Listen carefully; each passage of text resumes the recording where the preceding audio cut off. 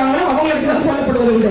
அதே போல பணி தொழிலாளர்கள் எவ்வளவு பேர் இருக்காங்கன்னா எனக்கு தெரிஞ்ச 90% மேல லைசன்ஸ் வாங்கினவனே இல்ல அப்படின்னு சொன்னா ஏன் லைசன்ஸ் வாங்கணும் அப்படின்ற ஒரு தவறான புரிதல் இருக்கு.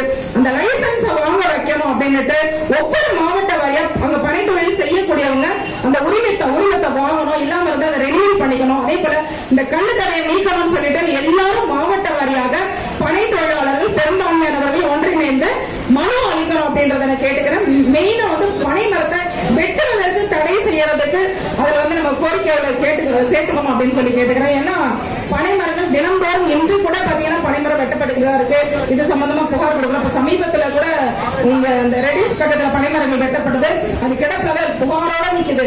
கேட்டா அந்த மாதிரி எந்த ஒரு சட்டமும் இல்லை அப்படின்னு சொல்லிட்டு போலீஸ் தரப்புல பின்வாங்குறாங்க. ஏன்னா யாருக்குமே பனைமரம் ஒரு எதிரான மரம் கிடையாது, சட்டம் இல்ல. சட்டத்தால மட்டும்தான் இதை நம்ம நல்ல நிலையில நிலைநிறுத்த முடியும்.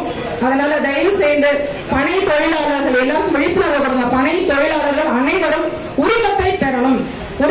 அதே போல மரத்தை வெட்டுறதை தடை செய்வதற்கு அந்தந்த பகுதிகளில் அனைவரும் புகார் அளித்து அதற்கு தண்டனை கிடைக்க ஏதுவாக இதை நம்ம அரசுக்கு கொண்டு போறதுக்கு அனைவரும் புகார் அளிக்கணும் அப்படின்னு சொல்லி கேட்டுக்கிறேன். வாய்ப்பளித்த அனைவருக்கும் நிறைய